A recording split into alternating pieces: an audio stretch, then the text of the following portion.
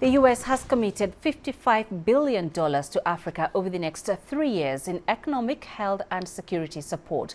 The pledge comes one day ahead of the U.S. Africa Leaders Summit in Washington, in which the U.S. hopes to deepen ties with the region. CGTN's Koffi Kouakou reports. African heads of state and leaders arrived in Washington, D.C. on Monday for the first U.S. Africa Leaders Summit since 2014. U.S. President Joe Biden is seeking to boost trade opportunities and build trust with African leaders during 3 days of talks. But not all countries are attending the summit. Burkina Faso, Guinea, Mali and Sudan have been excluded following recent coups there. Eritrea too is not represented as it has no diplomatic relations with the U.S. The summit, just to take a step back, is rooted in the recognition that Africa is a key geopolitical player. The continent will shape the future not just of the African people, but also the world.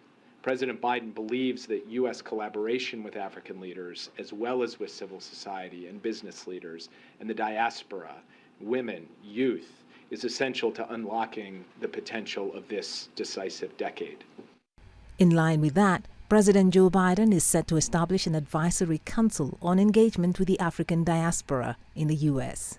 I would say three things make me confident that we will have a positive result from the summit. The first is we are bringing the resources to the table in significant numbers. And if you compare what the United States is committing over the next 3 years to what any other country is committing, I think we stack up extremely favorably. During the summit, Biden is also expected to announce support for the AU joining the G20 group as a permanent member. Koffi Kouakou, CGTN. For more on the significance of this summit for Africa, Koffi Kouakou, an Africa Affairs Analyst based in Johannesburg, South Africa, shares his views. Out of that, it's a huge number. 49 countries are represented. This is a big number. So to them, it's a big win. But for us in Africa, it may not be as complete and inclusive as possible because the U.S. is using element like human rights issues and democracy to sideline some of those 5 countries.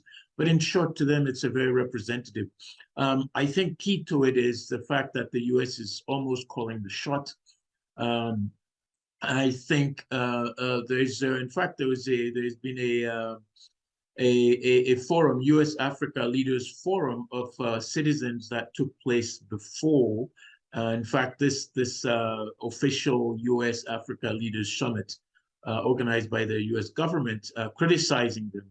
So there's a lot of pushbacks that are taking place. So this representation, as much as they think it is, for many Africans, they may not think it is. To them, they think it, again, to them, they think it is serious. After 8 years, kick back a second one, they have the U.S. Strategy towards sub-Saharan Africa, which Secretary Blinken has launched in South Africa a few months ago. So in Pretoria, it tells them that they're back, they're serious, as the president himself said when he was inaugurated, saying that the U.S. is back on the international scene. But for us in Africa, I mean, the evidence is very important. There's a very powerful Latin expression that says, "Monstra mi pecunia," which means show me the money. And so far, the U.S. hasn't shown the money, but it seems the U.S. is taking Africa as a priority by proxy, which means that they are very interested in Africa now because others are interested in Africa. For example, China, Russia, Arab countries, and many more countries and Turkey. So their interest is by proxy, but they cannot ignore Africa. And the best way for us to test this is to see what they're going to be doing in the next years or two. And evidence is going to be the metric for us to see how serious they are.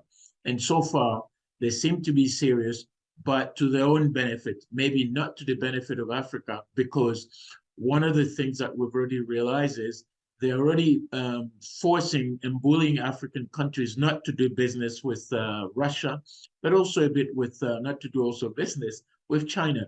So these are ingredients that tell us that as much as they're serious, they're really not serious about being inclusive enough to allow African countries to do business with other global partners.